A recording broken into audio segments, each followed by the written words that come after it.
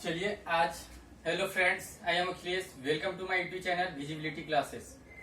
तो दोस्त, मैंने बोला था कि आप लोगों को मैथ्स, जीएस, रीजनिंग हर चीज का सिलेबस आपको यहीं पे प्रोवाइड किया जाएगा बहुत बेहतरीन कॉन्सेप्ट के साथ। तो आज हम लेकर आए हैं जीएस के बारे में आपको कुछ बताने कि क्या सिलेबस होगा, कैसे हम लोग पढ़ रहे होंगे। तो बात देखते हैं यहाँ पे क्या क्या लिखा है। एक एक कोड यहाँ आपको याद रखना है, इस चीज को याद रखना है। कैसे रखना है उसको अभी इसको जैसे सिलेबस कवर करने के बाद आपको बता देंगे इसको कैसे डील करेंगे। तो इसमें क्या क्या पढ़ेंगे। पार्ट 1 जो होगा, जो कि है ना करेंट अफेयर से पूछा जाता है, तो उसमें हम लोग देखते हैं क्या है कि मेरे दोस्त कि इम्पोर्टेंट डेज है उससे पक्का क्वेश्चन होता है। फिर इसके बाद हिस्टोरिकल वार, कैसे इसको है ना इस कोड के थ्रू कैसे याद कर पाएंगे। कोई भी नंबर होता है, हम लोग क्या करते हैं, सुबह को याद करते हैं और शाम को भूल जाते हैं।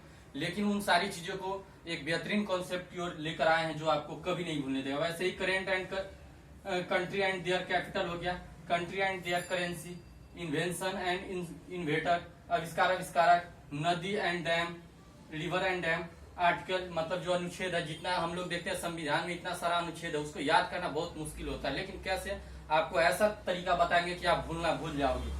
जैसे विधानसभा एंड लोकसभा में कितना सीट है, कौन से स्टेट का क्या है, उसके बारे में बात करेंगे। क्यूब रूट कैसे निकालते हैं, एकदम लॉजिक वर्ड के थ्रू उसको कैसे करते हैं वो बताएंगे आपको।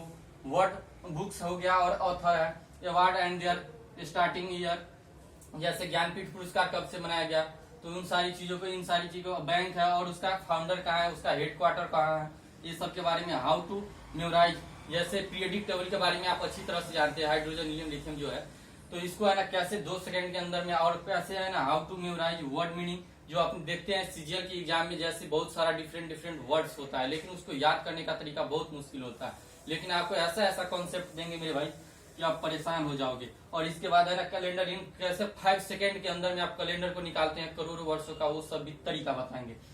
चलिए, तो पहले है ना पार्ट 1 ये हो गया और इसके बारे में थोड़ा सा डिटेल कर देते हैं। फिर है जो पार्ट 1 के, इसमें ये सारा आ गया करेंट में, और जो होगा पार्ट 2 उसमें एंशिएंट, मिडिवल और आधुनिक, ये सारा चीज को कैसे डील कराएंगे अभी उसको भी डील करके बताते हैं।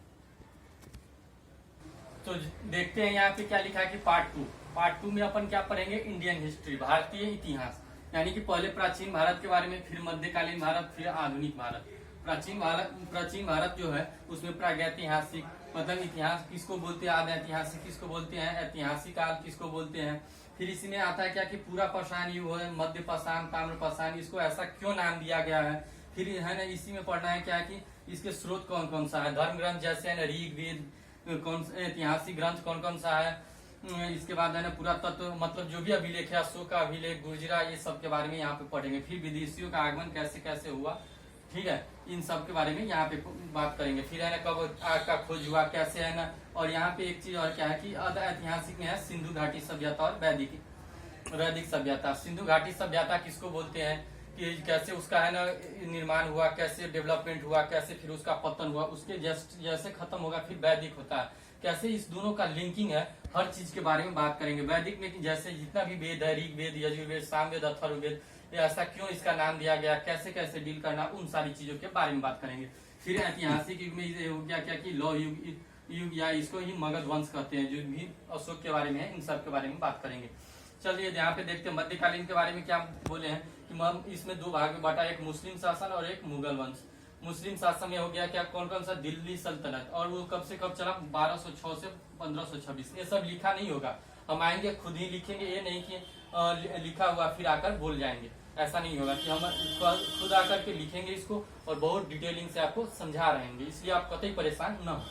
फिर है क्या करना है मेरे भाई, दिल्ली सल्तनत के बाद गुलाम वंश, खिलजी वंश, तुगलक, सैयद, लोदी वंश के बारे में यहाँ पे डील करेंगे। और जैसे मुगल वंश आएगा तो फिर इसके बारे में बात करेंगे, बाबर, हुमायूं, अकबर, जहांगीर, शाहजहां, औरंगजेब। और फिर यहाँ पे आधुनिक भारत के बारे में जब पढ़ रहे होंगे तो कैसे 1760 से उसी के बीच में 1947 के बीच में आता है, 1947 से लेकर के 1857 की फ्रांसीसी क्रांति, ये सब आप लोग को पता है। लेकिन उसको कैसे गहराई से और बढ़िया से समझ में अंडरस्टैंडिंग बनेगा एग्जाम हॉल में, कैसे अधिक से अधिक आप मार्क्स ला पाएंगे, वो यहाँ पे बात कर रहे हैं। इसके बीच में ये आ गया, फिर यहाँ 1947 से 1969 तक इसको बोला जाता है समकालीन भारत। यहाँ पे क्या होता है कि गांधी जी का मृत्यु हो जाता है 1969 में, तो फिर वो सब चीजें यहाँ पे फिर क्या करेंगे, भारतीय राष्ट्रीय आंदोलन 1957 से 1857 से भारतीय राष्ट्रीय आंदोलन जो होता है वो, और उसके बाद फिर क्या करेंगे अपना यहाँ पे 1947 और फिर उसे 1969 के बारे में बात करेंगे।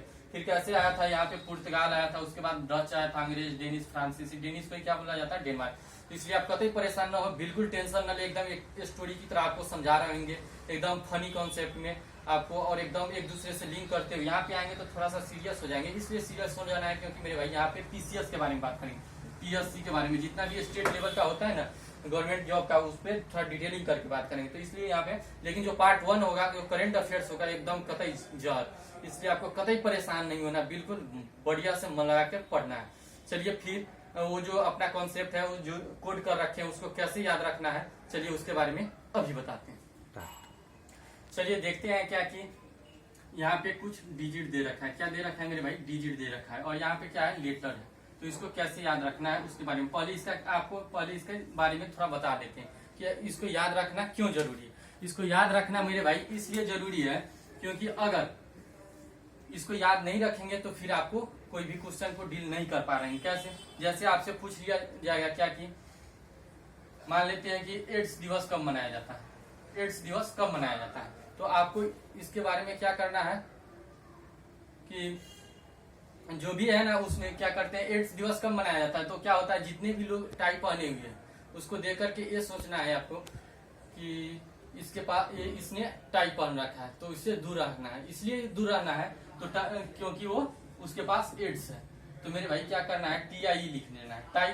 हाँ, तो टाई में से ये दोनों कट जाएगा, यानी कि ये दोनों लेटर है ही नहीं इसमें, इसलिए नहीं, और जो भी वावेल है उसको हटा देना, जो लेटर इसमें नहीं है उसको हटा देना। तो यहाँ पे क्या बचा, जो कट गया था उसके लिए क्या बोले थे 12, और जो नहीं कटा उसके लिए 1, यानी कि 12 दिसंबर को क्या मनाया जाता है, एड्स दिवस। ठीक इसी तरह आपसे पूछा जाता है कि दूर संचार दिवस कब मनाया जाता है, दूर संचार दिवस, टेलीकम्युनिकेशन दिवस। तो क्या करना है कि मेरा एक फ्रेंड था, तो क्या करता था, टेलीफोन पे 5 मिनट बात करता था, चलो भाई से बात किया, 10 मिनट बात किया घर पे, लेकिन रात भर बात कर रहा है, तो आपको भी डाउट होगा, तो आपको सोचना है ये बात कहाँ कर रहा है, तो गर्लफ्रेंड से बात कर रहा होगा। लेकिन अचानक से एक दिन क्या हुआ कि उसकी जो गर्लफ्रेंड थी, यहाँ क्या हो रहा है, फोन से बातचीत हो रहा है ना, या दूरसंचार से, तो क्या अचानक से एक दिन वो होना बंद हो गया बातचीत। तो क्यों बातचीत हो गया, आपने इसको है ना जानने की ट्राई किया, तो उसकी जो गर्लफ्रेंड थी क्या हो गई, टकली। क्या हो गई मेरे भाई, टकली, TAKLI, ठीक है, टकली हो गई। हाँ, तो जी क्या बोले हैं, ये तो फनी बात है कि नहीं, कोई ऐसा थोड़ी होगा कि है ना टकली हो जाएगा, लेकिन आपको याद रखना है। तो ये क्या करना है, एक खत्म हो गया, जितना भी है वावेल खत्म, और ये T का मतलब 1 बचा, K का मतलब क्या 7, और L का मतलब 5, यानी 17/5, यानी 17 मई को क्या मनाया जाता है, दूर संचार दिवस। चलिए इसको दिखाते हैं आपको कैसे याद रखना है। 1 को कैसे करना है, ये है ना एक लाइन से बना हुआ है, एक लाइन इधर खींचे, एक इधर और एक इधर, ये क्या सिगमेंट है, लाइन सिगमेंट, और इसको थोड़ा कर्व कर दिए, इसलिए इसको ऐसा लिखे। जब इसको 2 को 90 डिग्री पे घुमाएंगे, 2 को ऐसे है लिखा हुआ, तो इसको 90 डिग्री पे घुमाएंगे तो क्या बनेगा, यन, ठीक है। इसी तरह 3 है, इसको 90 डिग्री पे ऐसे लिखा हुआ, इसको 3 को ऐसे घुमाएंगे 90 डिग्री पे, तो कैसे बनेगा, इन। ठीक इसी तरह हिंदी में इसको 4 को ऐसे लिखा जाता है, हिंदी में जैसे 1 2 3 4 5 6 इस टाइप से लिखा जाता है ना, 7। तो इस तरह जो हिंदी में लिखा जाता है, इसको 4 को ऐसे लिखते हैं, ठीक है। 5 को L लिखते हैं, 5 को L लिखते हैं, ऐसा इसलिए लिखते हैं कि ये 5 है, और 5 में क्या हो, इसको ऐसे कर देना। तो ये दो जैसे ही मुड़ गया तो ये क्या हो गया, 2L की तरह दिख रहा है कि नहीं, L दिख रहा है ना आपको, यही L, और इसको याद रखना है GJCH6 के लिए। और 7 को क्या है, एक ऐसे लिखना है, हाँ 7 एक सीधा वाला 7 है और एक उल्टा वाला 7, जैसे लिखेंगे तो क्या हो गया, ये वाला की बन गया, ठीक है। इसी तरह 8 को V और F क्यों लिखे हैं, 8 को रोमन में क्या लिखा जाता है, V लिख करके 3 डंडा लिखते हैं कि नहीं, तो ये लिखते हैं। तो एक तो ये V हो गया, और दूसरा 3 डंडा से क्या बना, एक डंडा इधर हो गया और एक दूसरा हुआ, एक तीसरा हो गया, तो ये बच गया V और F। और 9 के लिए देखो 9A है, इसी को मिरर में लेकर के प्लॉट करके करेंगे तो ऐसे P और B। क्या आप मेरी बातों को समझ पा रहे हैं। चलिए आज इतना ही के लिए, फिर मिलेंगे कल से एक नए वीडियो के साथ, फनी कॉन्सेप्ट के साथ। तब तक अपने परिवार का ध्यान रखिए। Thank you.